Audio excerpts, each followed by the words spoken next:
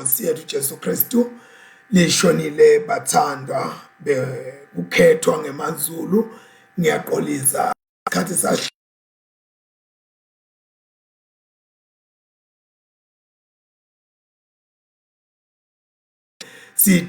siphethe kudla kwasezulwini, siphethe imana, siphethe kudla kwetingelosi, siphethe kudla sinkwa sasezulwini lesisuthisa imphefumulo. Siyabonga bazalwane, ngiyacela ukuthi singene emthandazweni. Sithandaza egameni laNkulunkulu uyise nendodana naMoya Oyingcwele. Amen. Babe ungcwele, umuhle, ulungile, unemusa nebubele. Unguwe Nkosi itolo namuhla naphakade. UNkulunkulu longubabe wethu, ungumnikati wempilo, ungumnikati wako konke lokuhle. Lezulu Nkosi lingelakho nemhlaba ungewakho. Uyabusa Nkulunkulu phezu kwako konke. Namanje ke Baba wethu lolungile, sidinikela kuwe Nkosi kulesikhathi lesi, kuba uNkulunkulu wethu lonamandla onke usendele umusa, ngoba umusa wakho Nkosi ungumusa longapheli, ungumusa waphakade losiphethe ngawo Nkosi maqala onke. Akukho Nkosi la khona Nkosi sivela khona singawuva lomusa lomangalisako neluthando Nkosi lolungilo sibili egameni lika Jesu Kristu eNazaretha. My God and my Father, you are worthy, Lord, of all praise. Your name, Lord Jesus, is so wonderful. It always says so sweet words over our lives. My God and my Father, as we gather, as we come at this hour and this table of fellowship, bani nathi Nkulunkulu satovumbula timfihlakalo takho Nkosi, satofunda livu lakho kumanje. Siyaqela Nkulunkulu wethu lonamandla onke wekuthi kwente Nkosi moya wethu ulambe wome, ulangadelele Nkosi bunguwe bakho, kupheleliswa kwakho Nkosi etimpilweni tethu ngaKristu Jesu Nkosi lenemandla manje naphakade. In Jesus name Father we pray, amen and amen. Sihlole sivume emaphutha ethu. Nkulunkulu somandla, babe wethu losezulwini, siyathi thoba, siyavuma ukuthi sonile kuwe kuliqala lethu. Sonile ngeqabanga, nangekukhuluma, nangekwenta, nangekungakwendi lebekufanele sikwente. Ngenxa yendodzana yakho Kristu inkosi yethu, siyithethelele konke lesikwenzile. Usende sikukhonde ngekhamba lokusha, kude ligama lakho lidunyiswe. Nkulunkulu somandla sawukelo sithelele tono tethu sigcine ephinde lokunini nanini ngaye Jesu Kristu uyinkosi yethu. Amen. Ngiyacela ke ukuthi bangcwele sivele sishakelele kungena kuleli hubo lesilibonako la lekuhubo laka 59 lihubo laka 59, kodwa ke sitawafunda abe mabili. Kuthiwa ngilo laka 59 bese kuba laka 60, lihubo 59 nelihubo 60, lihubo 59 and 60.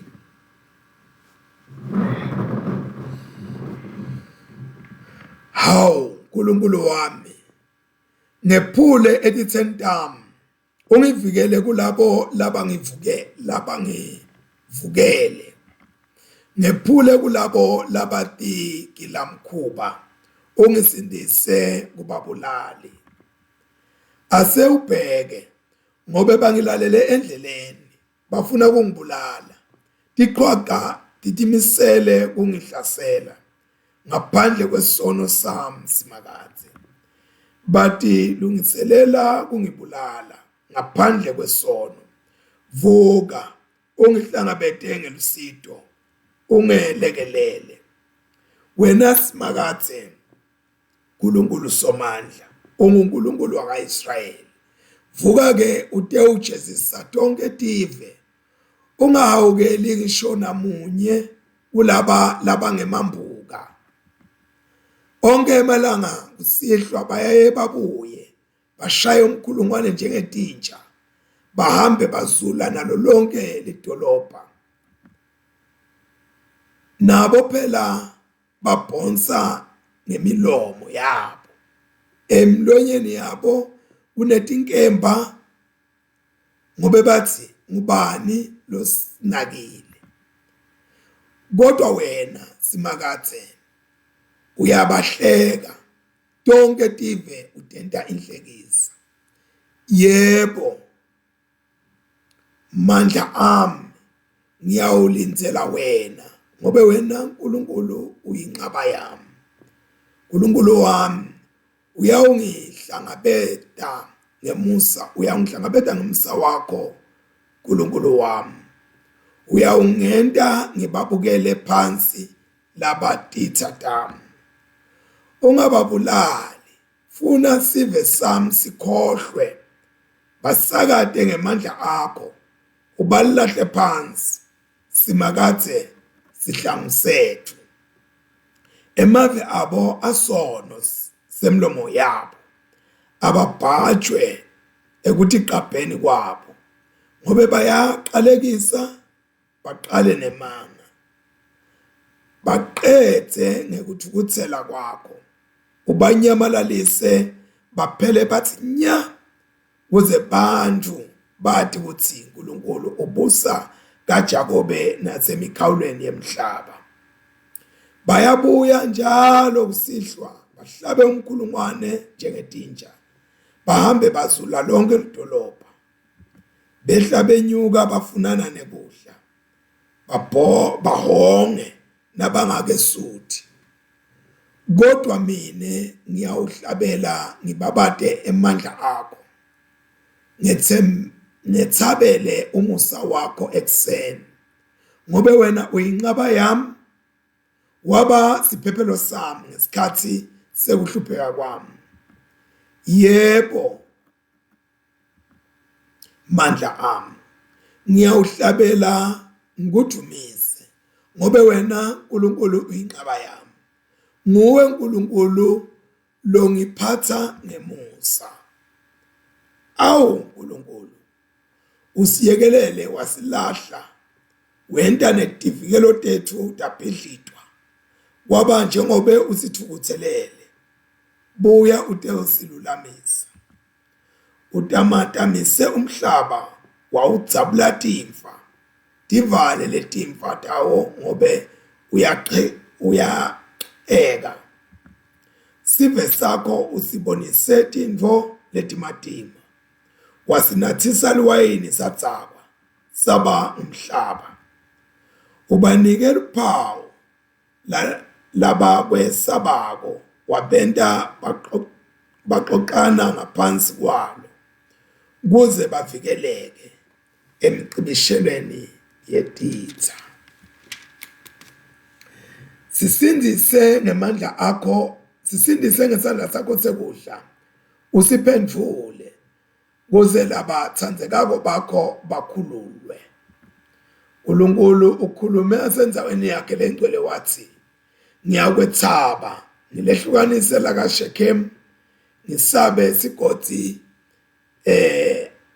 sase Sukkot live la Gilead lam nelive la Manase lam Ephraim usivikelo senhloko yami Juda uyindvuku yami yebukhosi Moab ungumgezelo wami ethi kwa Edom ngijika sicathulo sami nine maFilisti memetani ningekhonde ngitawumikiswa ngubani kulomuti loyinqaba ngitawuholwa ngubani kuyaka Edom awu uNkulunkulu wena usilahlile awu uNkulunkulu awusahambi nemabutho ethu empi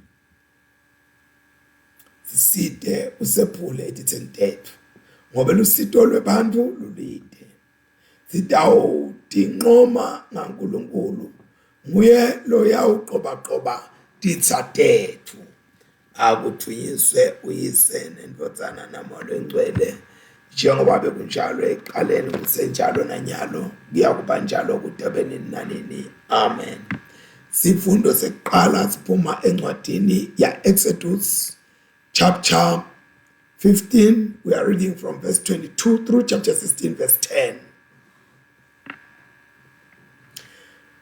Kusuka lapho elwandle lolubovu Mose wahola ema-Israyeli balibangisa ehlane laseShuri. Kwaphela emalanga lamathathu basehlane bangawatholi emanti. Bahamba baze befika endaweni lekuthiwa iMara.